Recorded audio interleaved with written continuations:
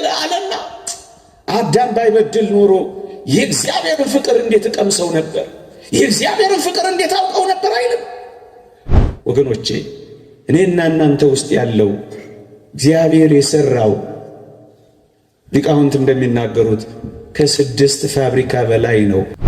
ሞትን ትሞታለህ ብሎ የፈረደበት ያ ሞት ለሰው ልጆች ጥቅም ይሆናል ብላችሁ አስባችሁ ታውቁ ነበር? ወገኖቼ እግዚአብሔር ፍቅር፣ እግዚአብሔር መሐሪ፣ እግዚአብሔር ሰውን ወዳጅ። ለዚህ ነው እግዚአብሔርን ጋር ሆኖ የማይጠቅም የለም ያለው ወገኖቼ።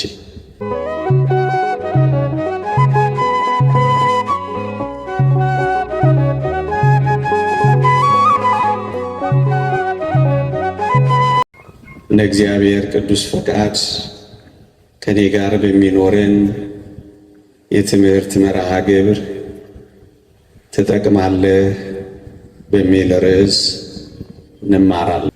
በእግዚአብሔር መንገድ ተራምዶ ራሱን ለእግዚአብሔር ሰጥቶ የማይጠቅም ፍጥረት የለም። ብዙ ጊዜ ብዙዎች በብዙ መሰነካክሎች፣ በብዙ መንቻካ ፈተናዎች፣ በብዙ ውጣ ውረዶች መጨረሻ ላይ የምንደርሰው እኔ የማልጠቅም ስለሆነ ነው፣ እኔ ምንኛ የማረባ ሰው ነኝ ብለን ከዚያም ወደ ሌሎች ጥፋቶች ነው የምንሄደው። ለዚህ ነው እግዚአብሔር የነካው፣ የእግዚአብሔር እጆች ያረፉበት፣ የእግዚአብሔርን ተስፋ የቀመሰ፣ የእግዚአብሔርን መንገድ የተረዳ፣ በእግዚአብሔር አሰራር ውስጥ ራሱን ለእግዚአብሔር አሳልፎ የሰጠ ማንም ይሁን ማን ይጠቅማል፣ እንጠቅማለን። እሱን ማሳሰብ ነው የዚህ ስብከት ሐሳብ። እግዚአብሔር ሰሪያችን ከሆነ እኛም ጭቃ ነን፣ አንተም ሰሪያችን ነህ እንዳለ ነቢዩ እግዚአብሔር እንዲሰራ ከፈቀድን እመኖኝ የቱን የሚያክል እንደ አፈር ደካማ እንሆን፣ እግዚአብሔር ከአፈር ደካማ ውስጥ ከሚበተነው ነገር ውስጥ ከሚረገጠውና ከሚልፈሰፈሰው ነገር ውስጥ እግዚአብሔር ብርቱ ነገር ያወጣል። ለዚህ ነው እግዚአብሔርን ጋር ሆኖ የማይጠቅም የለም ያለው ወገኖቼ። እንዴ በምድራችን ላይ በጣም የተናቁ ነገሮች፣ እንደውም ይቅርታ አድርጎልኝ ለስድብ እንኳን ስንነጋገር አፈር አይደለም እንባባለው። ለስድብና ለማላገጫ እንኳን ይሆን ነው። በእንደዚህ አይነት አጠራር እንኳን ልንጠራ ምንችል እንኳን ብንሆን እግዚአብሔር በዚህ በማያምር ነገር ውስጥ ውብ ነገር እንደሚሰራ እናውቃለን። በሚበተነው ነገር ውስጥ የሚሰበሰብ ነገር እግዚአብሔር ይሰራል። በማይቆመው ነገር ውስጥ እግዚአብሔር የሚቆም ነገር ይፈጥራል። ወገኖቼ እኔና እናንተ ውስጥ ያለው እግዚአብሔር የሰራው ሊቃውንት እንደሚናገሩት ከ6 ፋብሪካ በላይ ነው እኔና እናንተ ውስጥ እግዚአብሔር ሥራ ይሰራው። ዓለም ቢኮርጀው የማያልቅበት ጥልቀትና ምጥቀት ያለው ሕይወት ነው እኛ ሰውነት ውስጥ የተፈጠረው።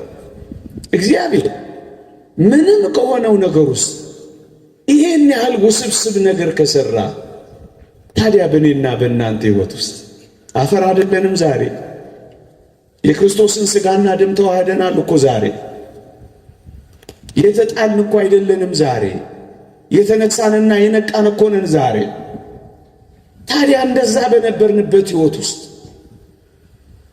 ካለመኖርና ምንም ከነበርንበት ሕይወት ውስጥ እንደዚህ ምን ጠቅም ካደረገን እዚህ ከደረስን በኋላ የማንጠቅም እንሆናለን ብላችሁ ታስባላችሁ? ወገኖቼ ለምን እንደዚህ ደካማ እንሆን? ለምን እንደ አፈር የተናቀንና የተጠላን ለምን አንሆን? ለምን አስታዋሽ የሚያጣን ሁሉ የሚረግጠን ሁሉ የሚበትነን ለምን አንሆንም? እግዚአብሔር እጆች ውስጥ ካረፈን እመኑኝ የማይጠቅም ፍጥረት የለም። እንደው ከትንሹ ነገር እኮ ልነሳ ብዬ ነው ወገኖቼ። ሌላ ከፍ ያለውን ነገር እስኪያስቡት። እግዚአብሔር ትሞታላችሁ ያለን ሞት እንኳን ሳይቀር እግዚአብሔር ለጥቅም ያደርገዋል ብላችሁ ታስባላችሁ? ደግሞ አለው ሞትን ትሞታለህ ብሎ የፈረደበት ያ ሞት ለሰው ልጆች ጥቅም ይሆናል ብላችሁ አስባችሁ ታውቁ ነበር?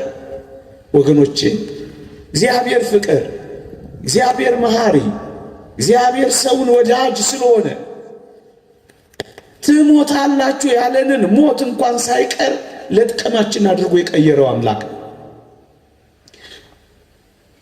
አብዛኛው ሰው እንደሚያውቀው ሞትን መሪር ብሎ ነው የሚተረጉመው።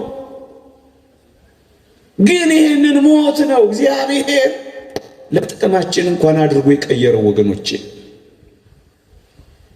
እግዚአብሔር ተናግሮት እግዚአብሔር ብሎት የማይጠቅም እንደው ክፉ ነገር እንኳን ቢሆን እግዚአብሔር ሰውን አፍቃሪ፣ እግዚአብሔርን ሰውን ወዳጅ ስለሆነ በጣም መራራ ነገሮችን እንኳን ሳይቀር ጣፋጭ አድርጎ ቀየረ ነው እናውቃለን። እሱም ሞትን እንኳን ሳይቀር። የተወደዳችሁ ክርስቲያኖች አንዲት የሸክላ ሰሪ ገሏ ቢሰነጠቅ ጊዜ ወይም ገላዋ ቢሸረፍባት አብኩታ አፍርሳ አብኩታ ለውሳ የምትሰራው ምርጥ ዕቃ አድርጋ ነው ወገኖቼ። ይሄንን በእኔና በእናንተ ላይ የተፈረደውን ሞት እንኳን ሳይቀር እኔና እናንተን ምርጥ ዕቃ አድርጎ ይሰራበት ዘንድ መንገድ ያደርገዋል ብላችሁ አስባችሁ ታውቁ ነበር? ለዚህ ነው የእግዚአብሔር ቃል በውርደት እንዘራለን፣ በክብር እንነሳለን። በመበስበስ እንዘራለን፣ ባለመበስበስ እንነሳለን። በድካም እንዘራለን፣ በኃይል እንነሳለን አለ። የክብር ዕቃ አድርጎ ይቀይረናል አለ። ወገኖቼ በመፍረስ በኩል አለመፍረስ አይገርማችሁም? በመበስበስ ውስጥ አለመበስበስ አድርጎ ሲሰራው አይደንቃችሁም?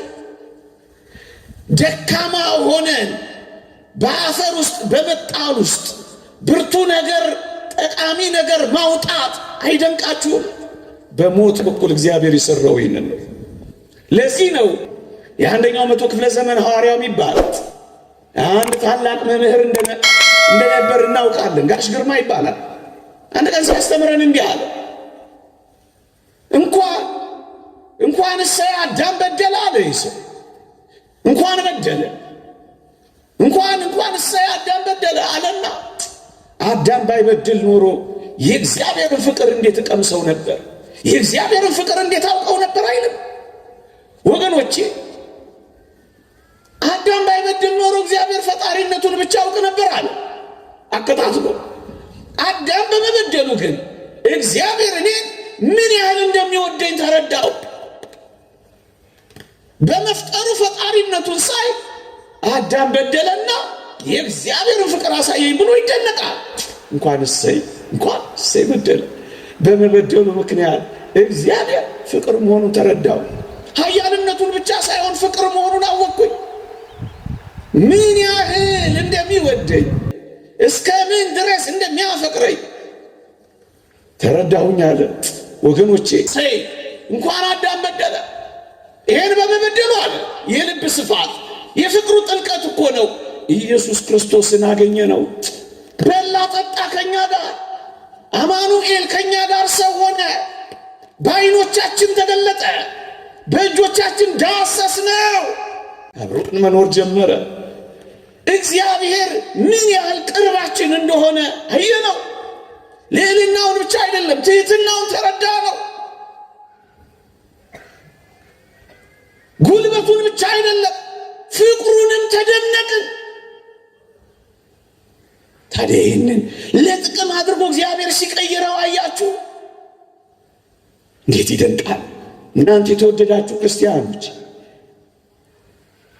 እንዴ በጣም የማይጠቅሙ የነበሩ ሰዎች፣ በጣም ጠላት የነበሩትን ሰዎች፣ በጣም አሳዳጅ የነበሩትን ሰዎች፣ በጣም ደረጃ አንድ አጥፊዎች የነበሩትን ሰዎች እግዚአብሔር በጣም ጠቃሚዎች አድርጎ እንደቀየረ አልሰማችሁም? በሞቴ አሁን ሳውልን የሚያክል ጳውሎስን የሚያክል ሰው አንድ ቀን ቤተ ክርስቲያንን ይጠቅማል ብላችሁ አስባችሁ ነበር?